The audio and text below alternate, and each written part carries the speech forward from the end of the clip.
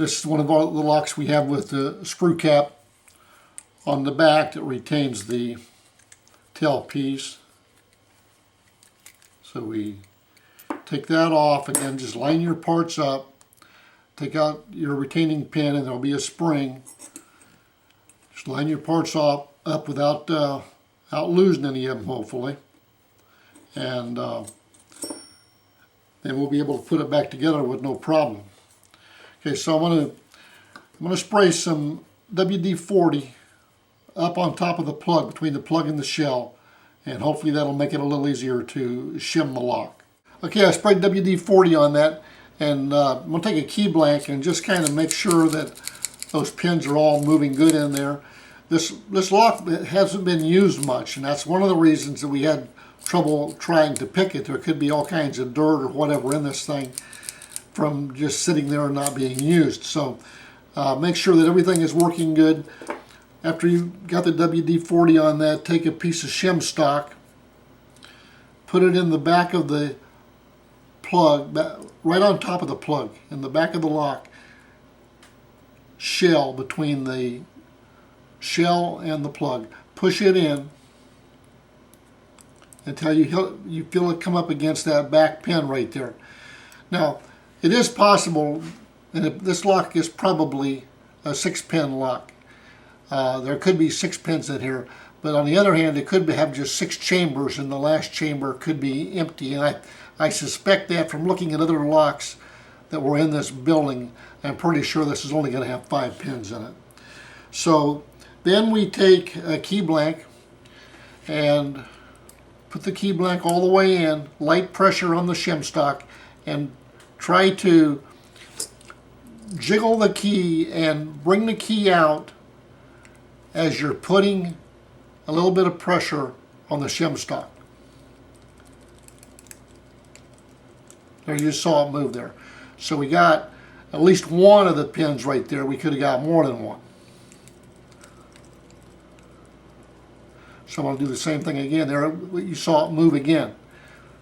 So we got another one. So we got at least 2.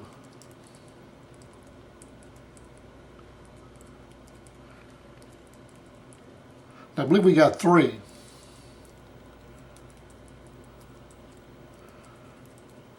I think there's only 2 left. There's 4. So it should be just one more pin holding it. Okay, that's it. It turned. So you see it. All of the pins are separated because the plug turned. So we can go ahead and take that out. Now with the plug turned like that, we can go ahead and pull the shim stock out. Just get a plug follower and push the plug out of the shell. And as you can see, that's what I suspected. There's 6 chambers in the plug, but only 5 are being used. So now we have it apart, and we can go ahead and make a key for it. We'll just take the pins out very carefully, and so we don't mix them up, because we want to put it back just like it was, so all of the existing keys will still work that the employees or whoever has out there that needs to get back in. So we'll just go ahead and we'll dump them out one at a time. That's the number 5 chamber. That's the number 4 chamber, number 3 chamber, number 2 chamber, and the number 1 chamber. And as long as you don't mix the pins up, this is really a very easy process to make the key now. This is the number 5 pin, and hold it in there as straight as you can. See, it measures 285. Okay, so I'm going to write that one down. Number 5 is 285. Then the number 4 pin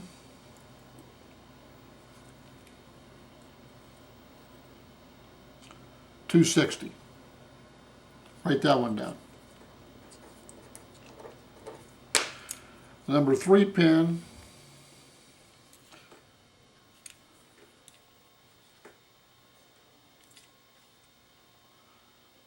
is a 170.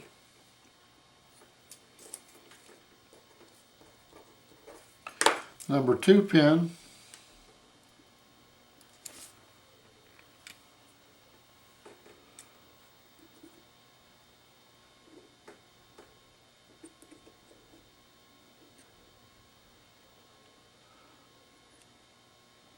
says 194, so it's a little bit, again, you have to hold it perfectly straight to get an exact measurement, but this pin I'm sure is a 195.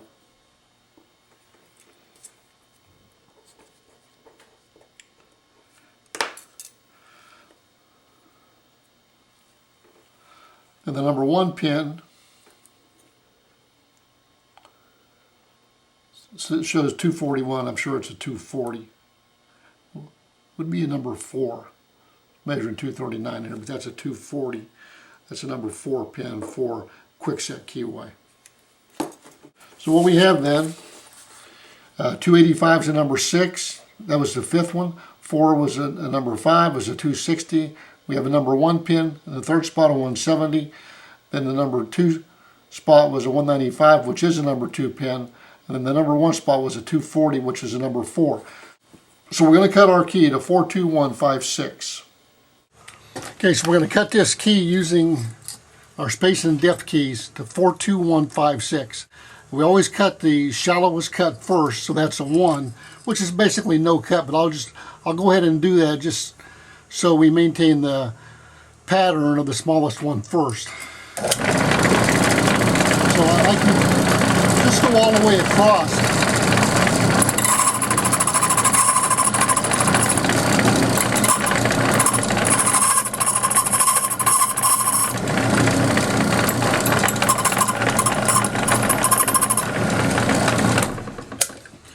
Okay, so now basically I made all of the cuts number 1 cut. Okay, now we have a number 2 spot in the number 2, a number 2 cut in the number 2 spot, and so we'll change to a number 2 space and depth key, and we'll cut that one next.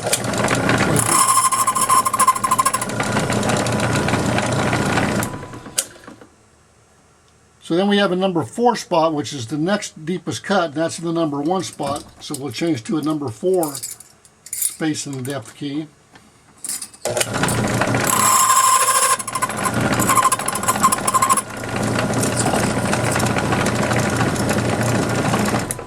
And then I could go ahead and cut my other spots down, my number 4 and 5 spots down to the 4 if I want to.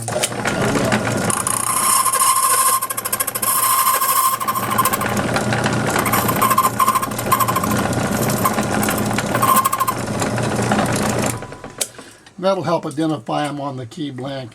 And then the number 4 spot, as we said, is a number 5. So we'll go ahead and put the number 5 space and depth key in. And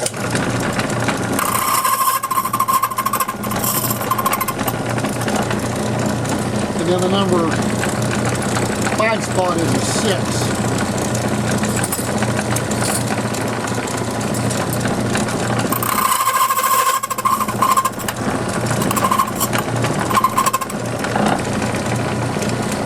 That should complete our key up. I'll just brush it off a little bit. And that should work our lock when we put it back together. We're going to go ahead and put the pins back in our plug. This was the number 1 pin here. It was number 4 in the 2 spot. We had a 2. Then in the 3 spot we had a 1.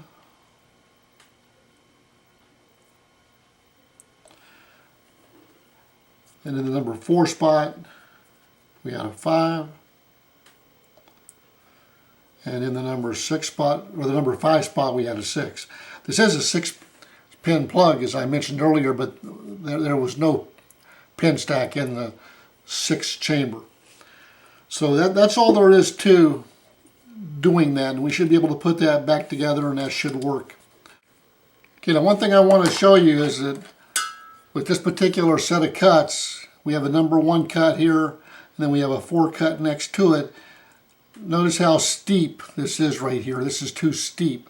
So we need to file that a little bit and flatten that off a little bit so that it's a smoother transition and the key will go in easier.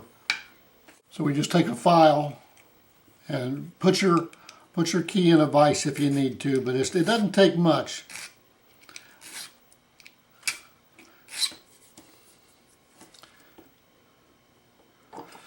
Okay, so now we have our key made, we have our pins back in our lock, we can reassemble our lock, and as you can see, it works fine.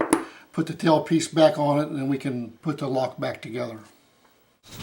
As we finish up, whenever you get through working in your van, you always want to get things kind of squared away before you take off. One thing you definitely always want to do is make sure that lab kit is closed good, because you go bouncing down the road, you'll have all those pins all over the place. You'll have to figure out which bin they go in.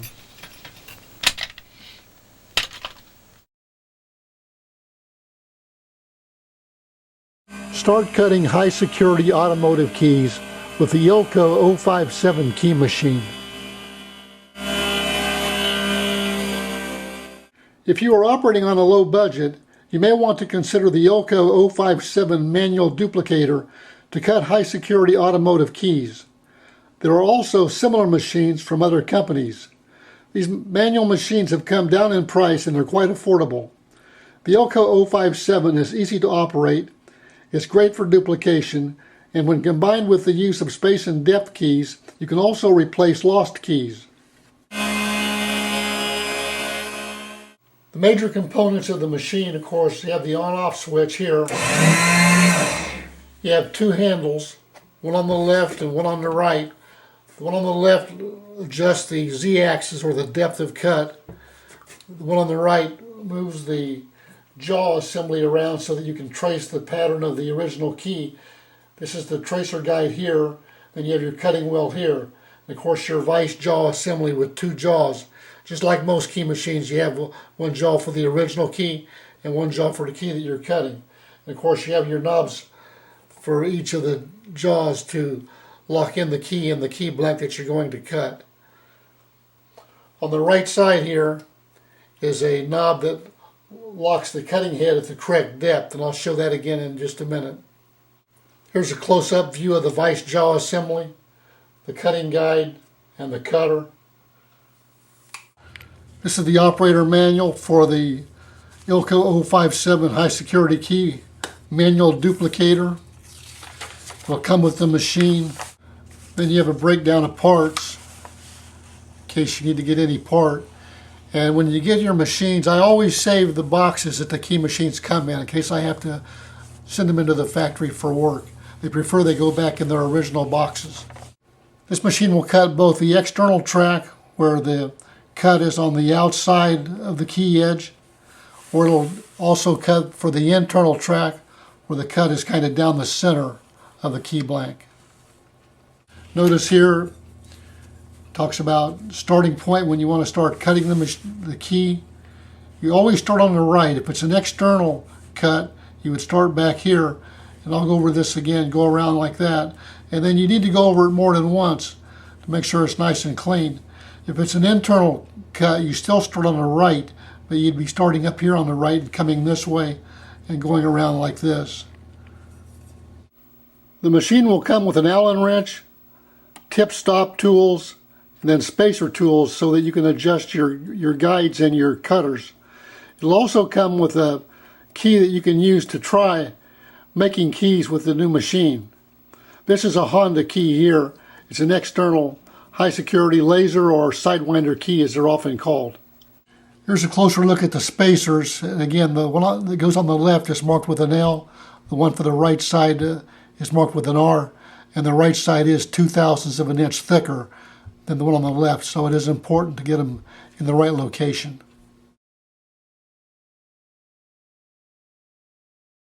The machine will come with the T22 guide and the F22 cutting bit.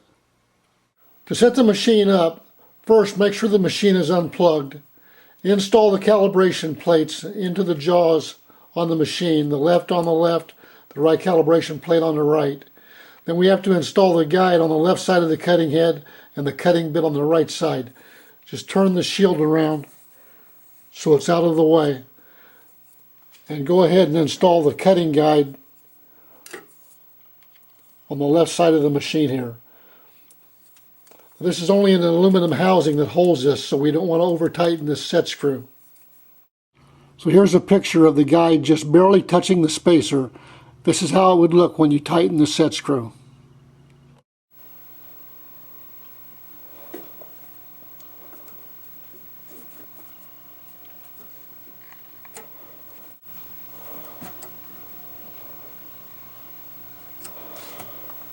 Okay, put the cutting bit in the jaw on the right and just barely snug it up, just enough to hold the cutting bit there. Go ahead and bring the cutting head down by using the lever on the left side of the machine. Bring the cutting head down just to where the guide just barely touches the calibration key on the left side. Then use the knob on the right side of the machine to lock the cutting head in place. Now we're ready to adjust the cutting bit on the right side. So if you snug that up a little bit, then just release it a little bit. Let the cutting bit come down and rest on that calibration key on the right side. Here's a close-up of both the guide and the cutting bit, just barely touching their spacers. Once it's resting on there, we can go ahead and snug the two set screws. Want them good and snug, but we don't want to overdo it. Then you're ready to use the machine. You can go ahead and release the cutting head. Take your calibration keys out and begin using the machine. Be sure to turn the shield back around to the front.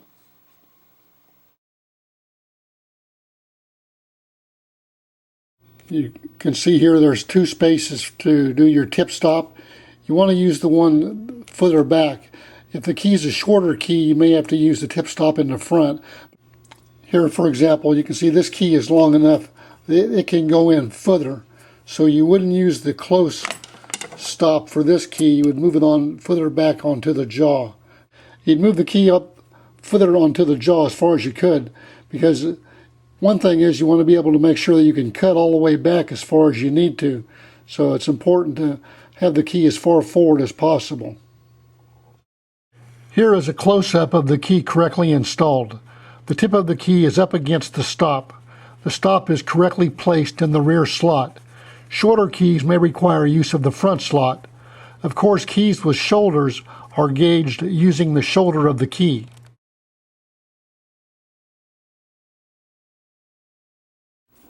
So when you're ready to set your depth, which is set with the handle on the left, you bring up your key that you already have, the one you're going to duplicate. Bring the guide down, and you don't bring it down real hard, you just bring it down so it just barely sits on top of that key cut. And there's a knob on the right here, and you tighten that knob. And once that's done, you should be able to move this fairly easily. You bring it back out, and then you set your key on the right, your new key blank on the right. Now this is a close-up of how the guide should look when you're setting the machine to cut a key. Notice if the guide is down on the cut of the key, it's not on the top of the key. So here's the knob that you turn to lock the machine in for its correct depth right here. And once this is locked, it's a one-hand operation. You just use the handle on the right to guide the key and cut the key.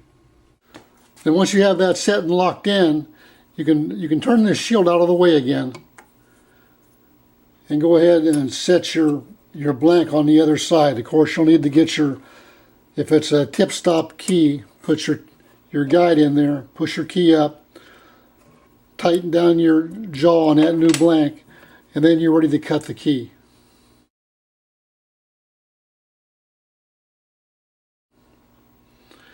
Now you want to turn your shield back around, and again, they do recommend that you wear safety glasses also when you're using this machine.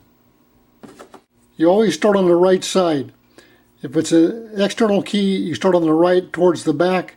If it's an internal cut key, you'll start on the right at the front, but it'll still be on the right side of the cut. So you always start on the right side of the cut.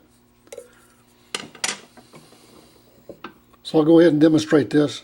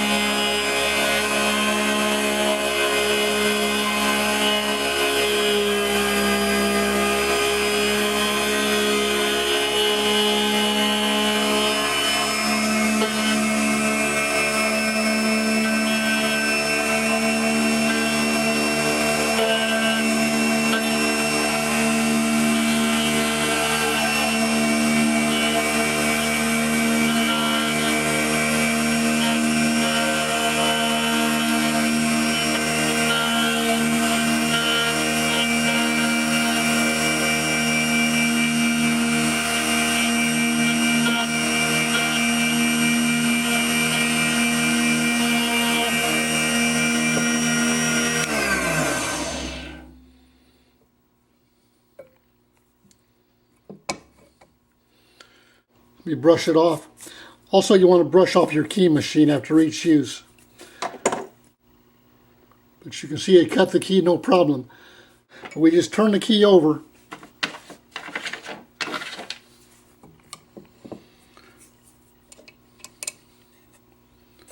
Put our tip stop in.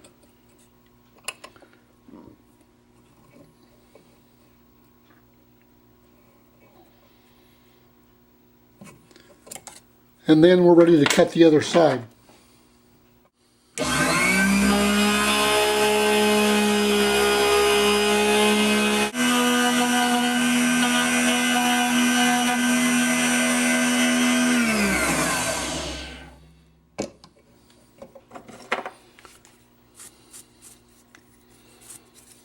That's it. We have the key cut on both sides.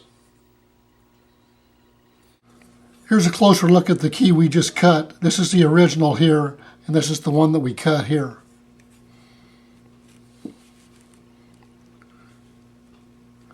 And the machine comes with a little brush, and it's a good practice to always brush away all the chips after each use.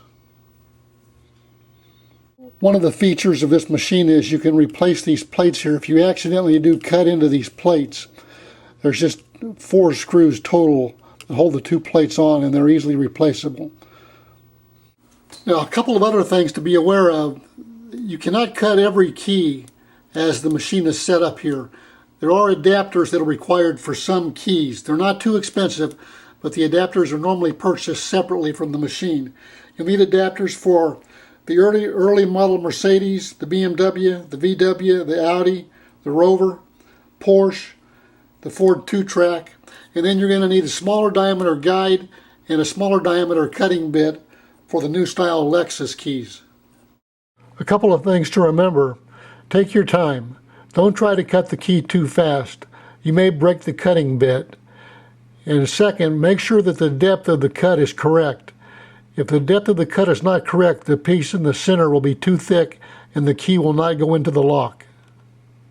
There are quite a few manual machines on the market. Many sell between $500 and $1,000. Check with your supplier or do an internet search for Sidewinder key duplicator to see what is available.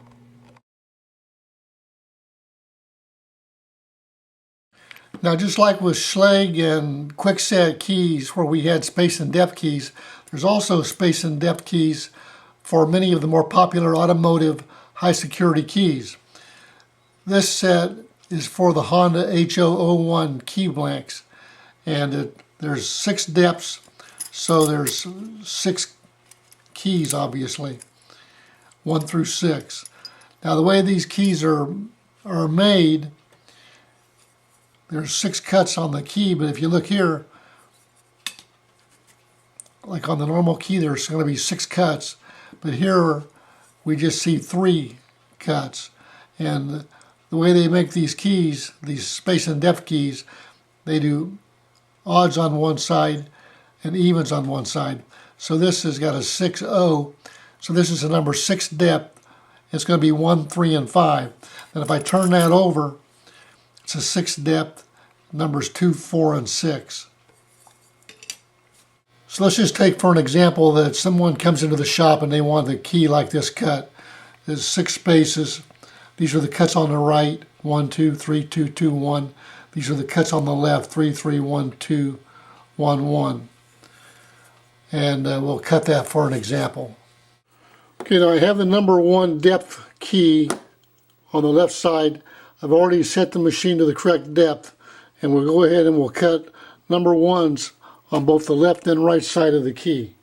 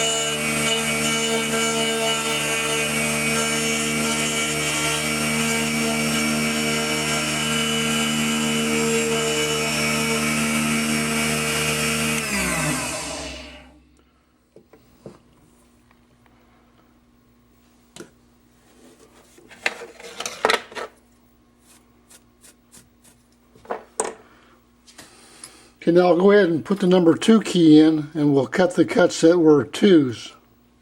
Okay, now on the right side, we got 2s in spaces 2, 4, and 5. Okay, now the first key that I have in here is for evens.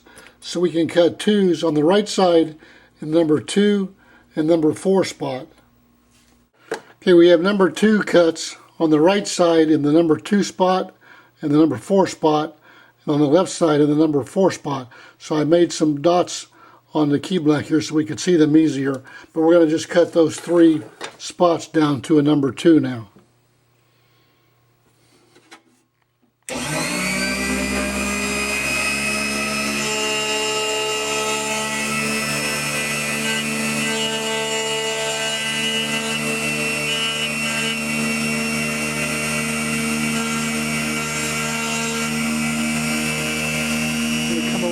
Number 4.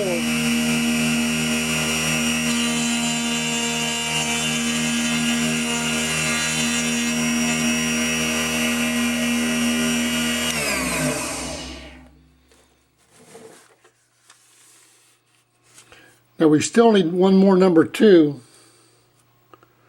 on the number 5 spot, so we have to turn the key over and cut the number 5 spot.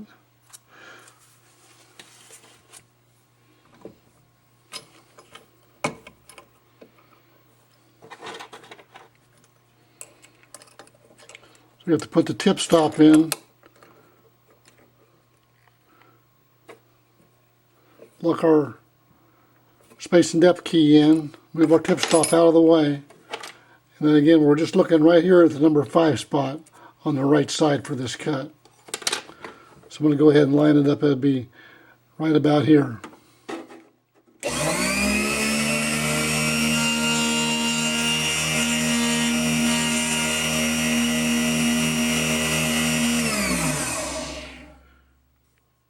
So that's all the number 2 cuts. Okay, so we have the number 3 depth even cuts. So it's 2, 4, and 6 in here. And we have cuts for number 3. As far as even cuts, on the left side we have a 2, which would be right here. This is 2, 4, and 6. We only have a number 2 right here. Then we have 2 odd cuts, and we'll do those next. But for this side, we're going to just cut this one number 3 cut right here.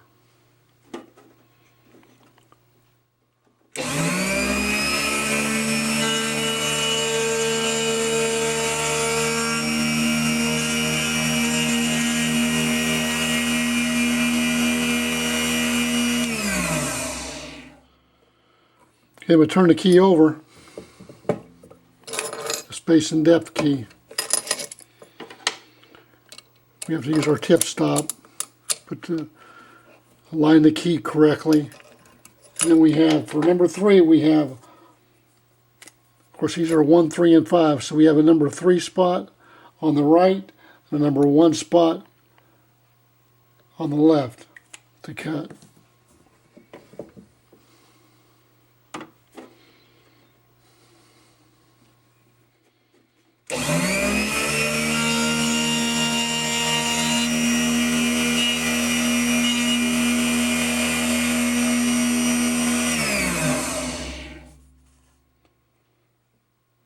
And on the left side, we have the number 1 cut.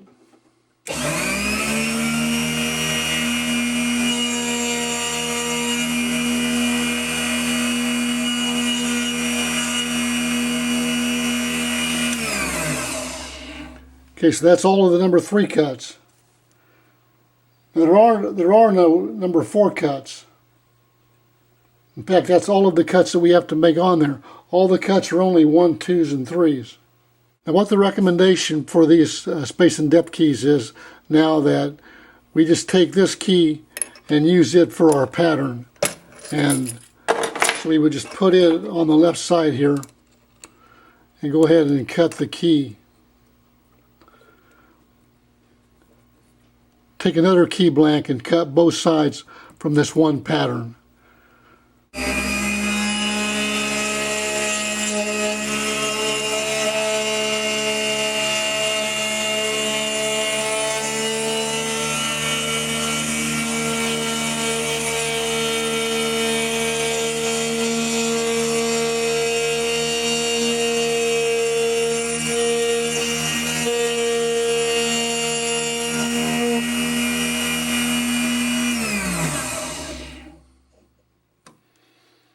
Okay, then we flip our key over and cut the other side.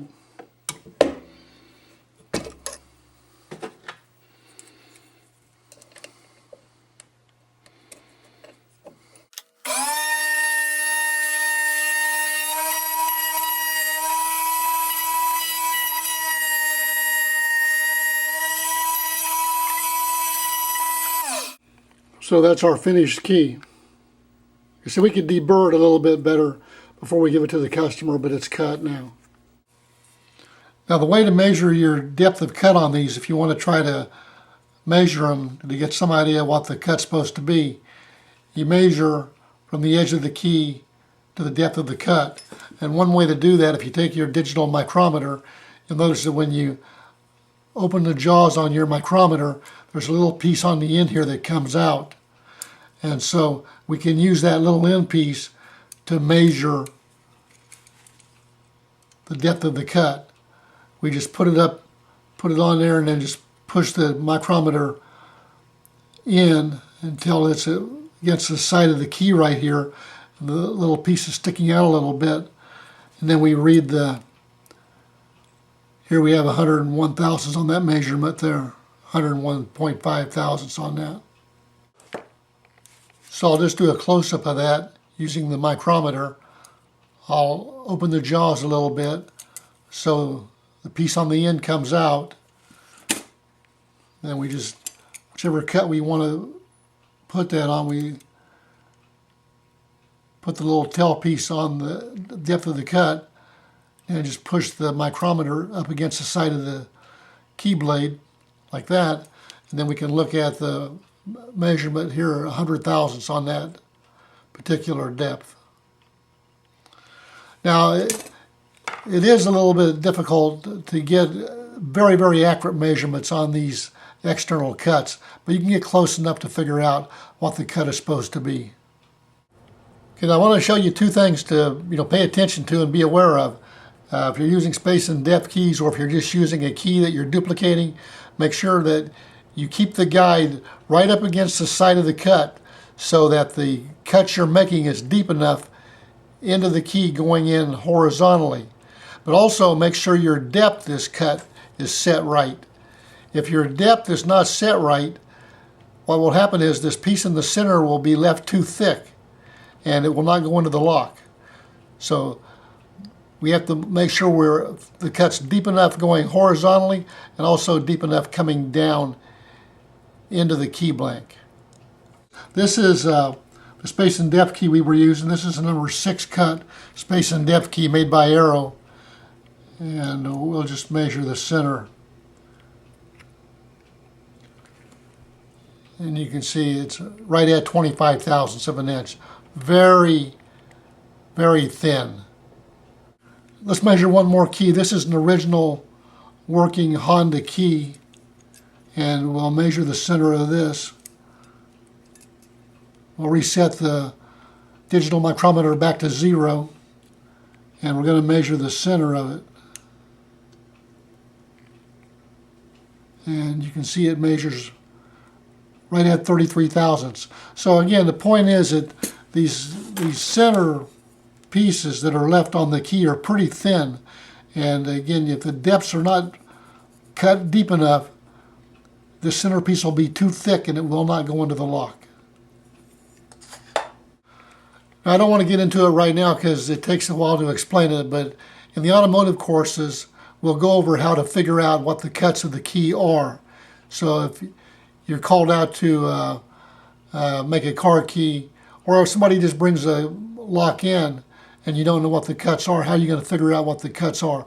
For automotive locks, that'll be covered in the automotive courses.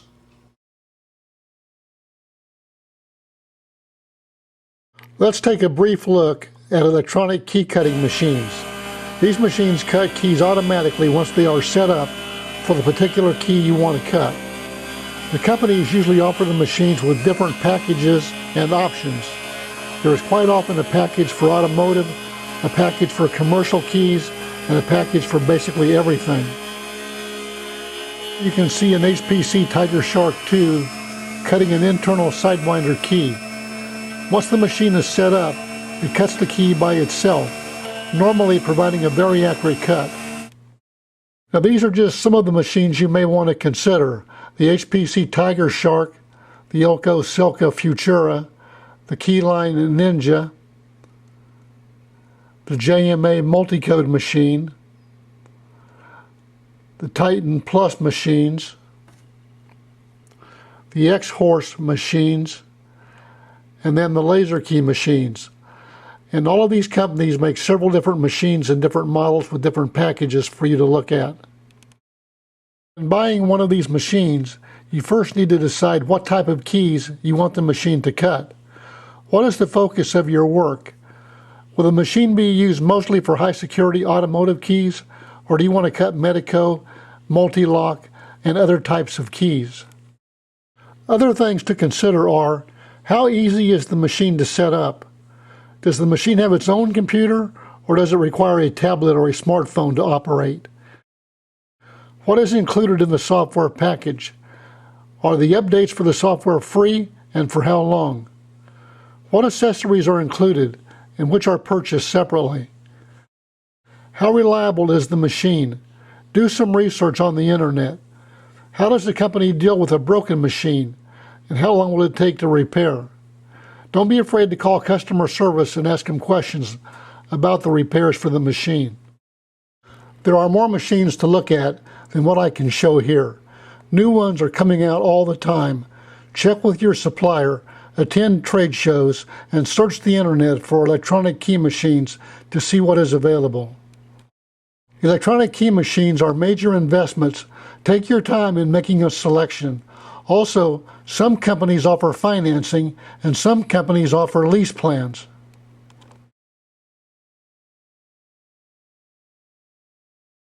Go to the internet and explore the websites for companies that make key machines, such as Ilco, Hudson Lock, which is HPC, Freeman Manufacturing, Jet Manufacturing, and also look for import machines.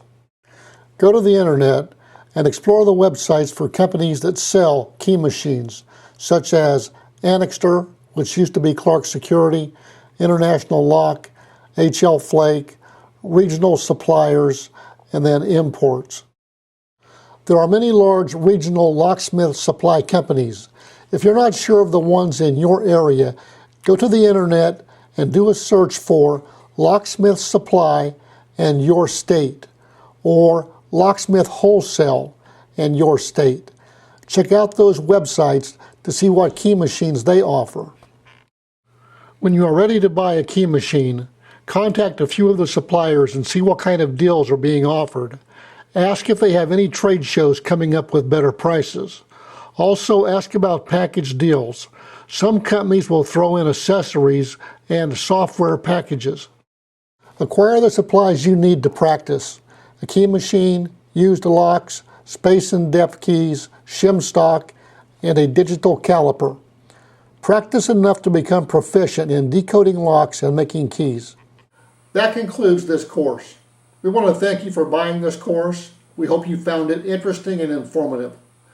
Please visit our website at www.locksmithdvd.com and review our other videos that are available for purchase.